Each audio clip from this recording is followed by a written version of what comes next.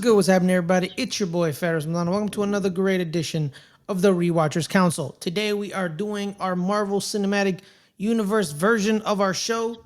Today we are talking about the introduction to Captain America, the First Avenger. But before we talk about that, I'm not alone. I'm never alone. Today I got my main man with me, Matt. Matt, how are you, bro? Good, Ferris. How you doing? I'm doing good. I'm doing good. Unfortunately, Justin can't join us for this one. Shout out to Justin, but it's gonna be me and you. Let's do this. Right off the bat, man. Like I always like to ask, where were you on July 22nd, 2011?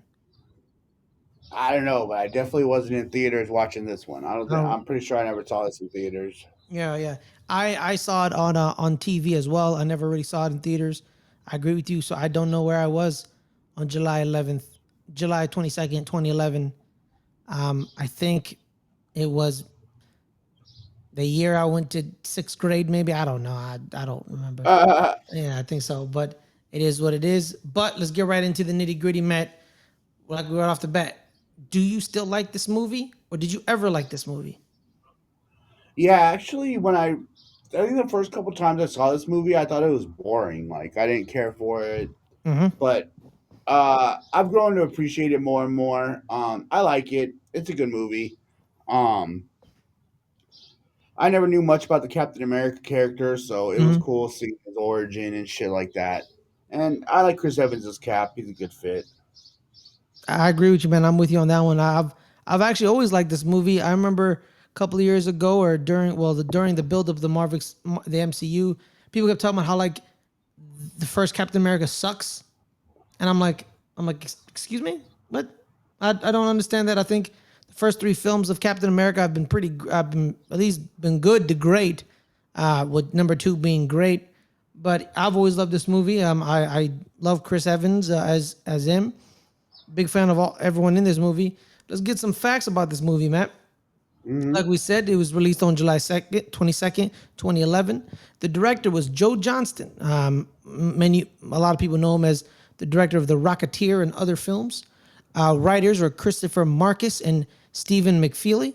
Top stars are Chris Evans, his first MCU appearance, Haley Atwell, her first MCU appearance, as well as Sebastian Stan as Bucky Barnes, his first MCU appearance, and Haley Atwell as Peggy Carter. I also want to add in Hugo Weaving as Red Skull, the villain of the movie. Hmm. That was his first appearance as well. Some money facts: the budget was 140 million. Adjusted for inflation now is 198.8 million dollars for inflation. Opening weekend, it made 65 million dollars. Adjusted for inflation, that's 92.4. Total domestic 176.6. That's 250.8 nowadays.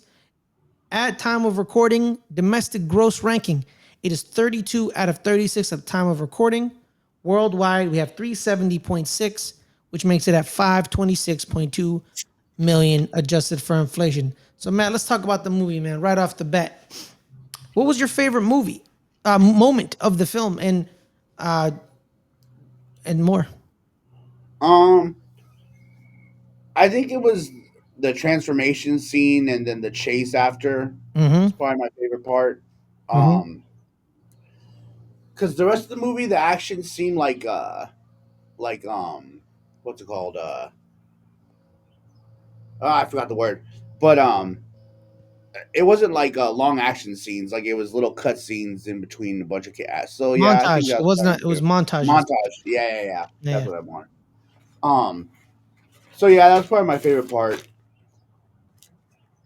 Yeah, I like that scene too. My favorite scenes really are kind of like the moments with Dr. Abraham Eskin, played by Stanley Tucci. Mm-hmm. He really knocked it out of the park. When I was watching this movie, man, I just kept saying to myself like, "Hey, I recognize that guy. I know this person. I know this person." I forgot Stanley Tucci was Abraham Eskin for a minute. And then, the more you go into the movie, you see there's Toby Jones, there's Zola. Natalie Dormer's in this movie. Mm-hmm. I forgot. So is Dominic Cooper. Well, I know about Dominic Cooper because of Howard Stark. But yeah, like, and then his crew, I recognize three members of his crew: Derek Luke, Neil McDonough, and the homie who plays Howard Hahn on 911. So it's pretty cool Yeah, as well. But yeah, man, it shows the really the emotion of the film, right? Because I keep talking to Adelia about this, about Steve, like there has been, like, Dr. Eskin probably wrote down the formula, and what's great about it is, but it doesn't work. The super soldier formula isn't working for anybody else.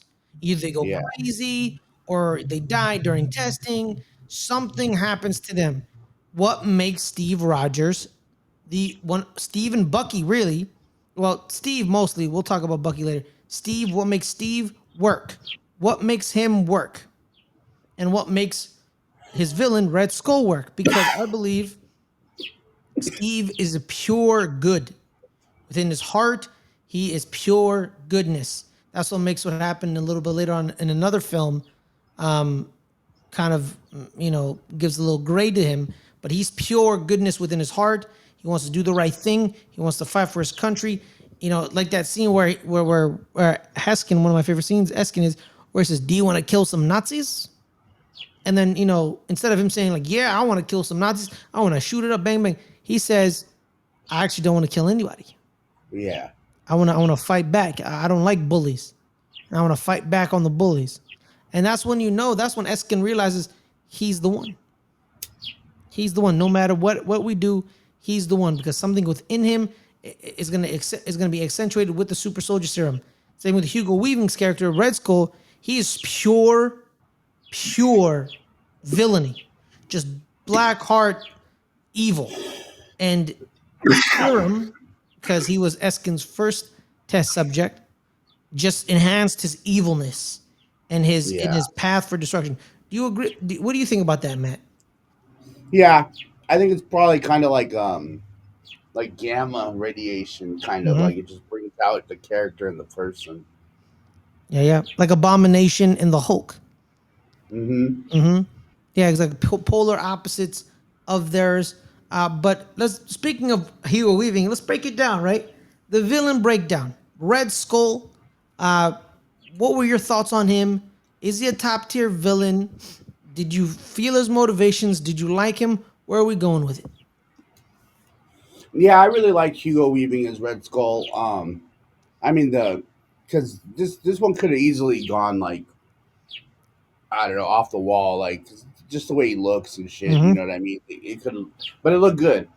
Um, and his attitude during the film and everything was cool. But what I tripped out on was the part where he touches the tesseract and then he disappears, and I'm like, dude, we don't ever see this guy again till like Infinity War.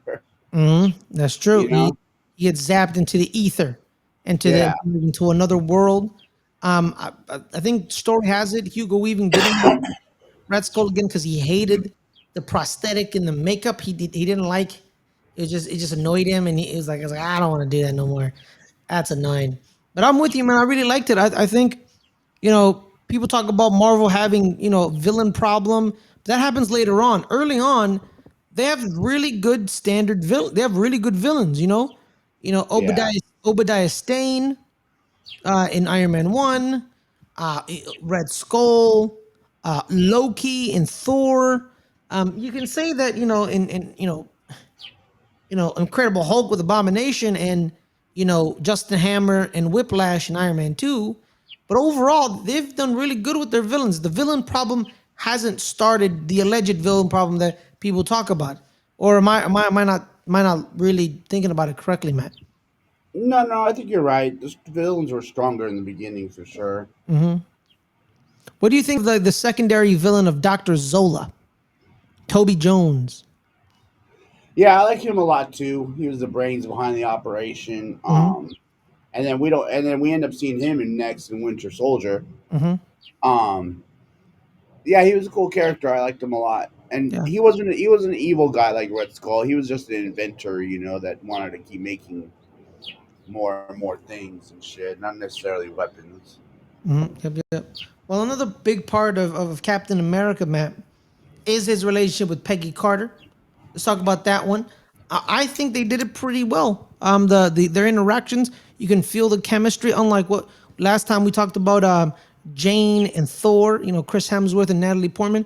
I think Haley Yeah. Atwell and Chris Evans really nurtured and created a great chemistry between them two. Am I not seeing that correctly? Do you agree? Do you disagree? Yeah, no, these two fit together way better than Jane and Thor. They both had a similar, mission in life to, rid the world of evil and all that. And she was impressed because she knew Steve before he was Captain America, and he had the Mm-hmm. same attitude. So she knows that she likes him for him. It's not just because he's buff, like whatever. Mm-hmm. Mm-hmm. Any other moments in this movie, man, that you wanted to discuss where you were like, oh, I really like this. I want to talk about this. Um,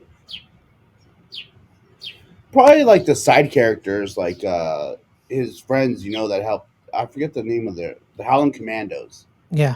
I like those guys a lot. It was Mm-hmm. cool to see, and it was cool to see his relationship with Bucky. That Bucky was the one that was always looking out for him. Since they were kids and shit. Yeah, yeah. Big fans of Neil McDonough, Derek Luke, those crew. The French dude, I don't know the guy's name. Ace, or no, not. He's not Ace. He was calling somebody Ace. But let's talk about that scene, man. Thank you for bringing up Bucky on the train, the death. I want your when you first watched it. What was going through your mind when you saw him plummet to his death? Yeah, I mean, like I said, I had no idea about Captain America, so I definitely didn't know anything about Bucky. Hmm. So I just thought he was dead. You know what I mean? Like, how's he going to survive that and everything? So you were you sad? Did you care? Did you what were your feelings? Yeah, I mean, I felt bad because he lost his best friend. You know what I mean? And like in a pretty Hmm. tragic way. But yeah, I mean, I wasn't like crying or anything, but Hmm. it sucked to see him lose a friend. Yeah. Would you have signed up to the army if Captain America was singing and dancing for you, telling you No, to buy some bonds? No, hell no. no. Okay, that's pretty funny. Yeah, but so I want really the themes, right? Of good and evil and Steve, fighting and keeping the preservation. I'm a big fan of this character. I really didn't know much about Captain America like you, Matt.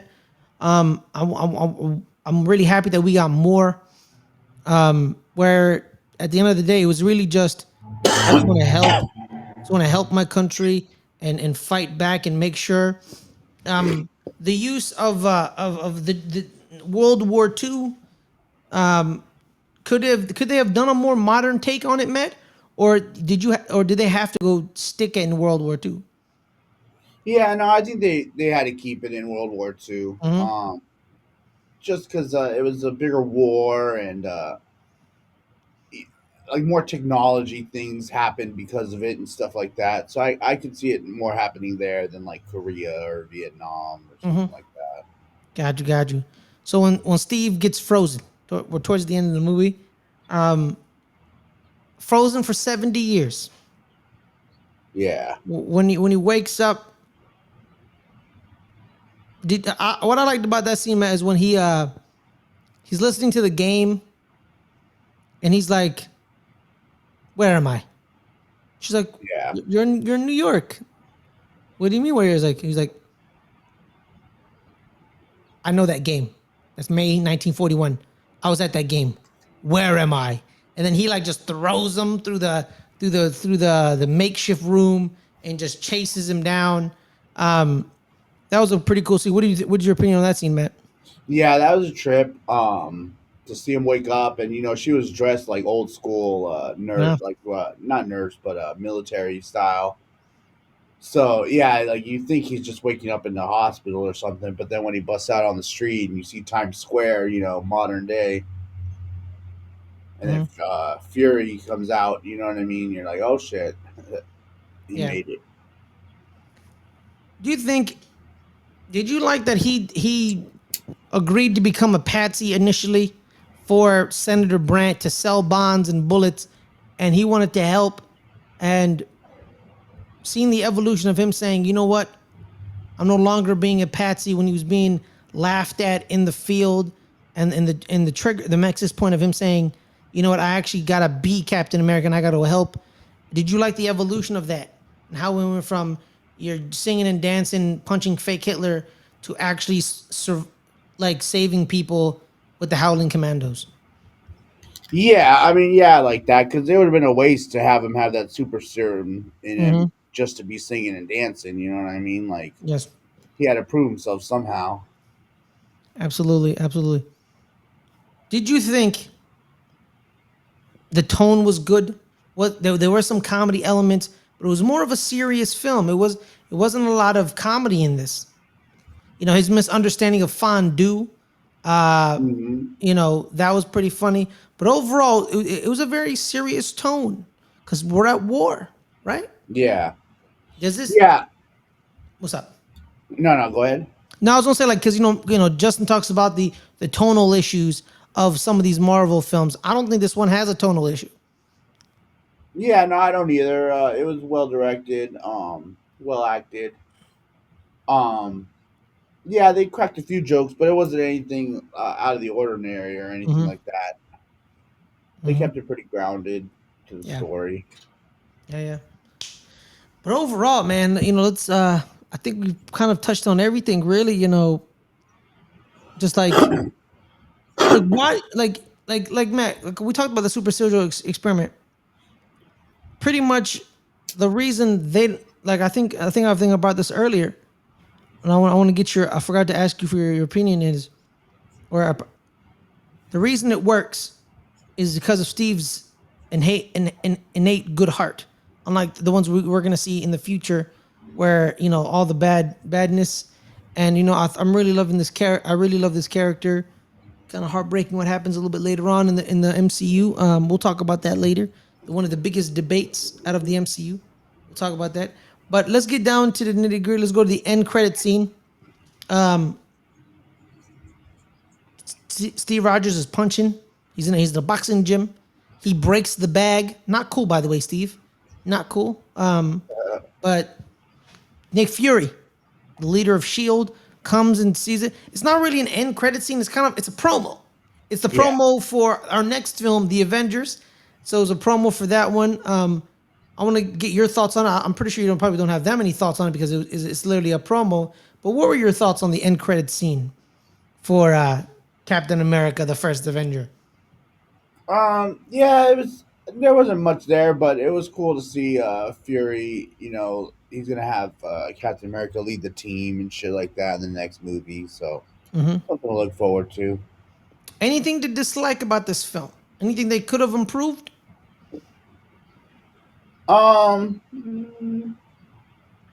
No, it was a pretty well executed movie in my opinion. I agree. I agree. Well, now we get to the best part of the video, Matt. Our rankings, our rating out of 5 stars. Where do you think it lands on, Matt? I'd give this one a 4 out of 5 stars. Hmm. A solid movie. Yeah, yeah. I agree with you. 4 out of 5 for this. It was a tremendous origin film. I think it's probably top 5 origin films in all of the MCU. I think there's a couple of other good ones. There's we'll talk about them a little bit later. But I'm a big fan of Iron Man. I like that origin film. And like, there's a couple more origin films in Phase Two that I really loved more. But this one I think, is pretty good. I think it's top 5. Well, I think we've gotten to it, Matt. We've talked about everything pretty much under the sun for this movie. Shout out to Captain America: The First Avenger. Shout out to Joe Johnson and Chris Evans. Matt, where can people find you, my man? You can find me sometimes on here reviewing stuff for the channel. That's Mm-hmm. about it. Yeah, yeah. Guys, you can find me here on the channel you're watching this on a Saturday, or whenever. But I am on the Rewatchers Council's Thursday, Friday, Saturday for our Buffy verse on Thursday and Friday. Thursday is Buffy, Friday is Angel, as well as Fridays live on our sports channel. I do a football podcast with Caleb, our other one of our members of the channels. We talk NFC East American football, but outside of that, none. You can find me at Here, we're pretty much just popping up anywhere you see. But on that note, everyone, thank you guys so much for joining us. Shout out to Captain America, the First Avenger. Peace.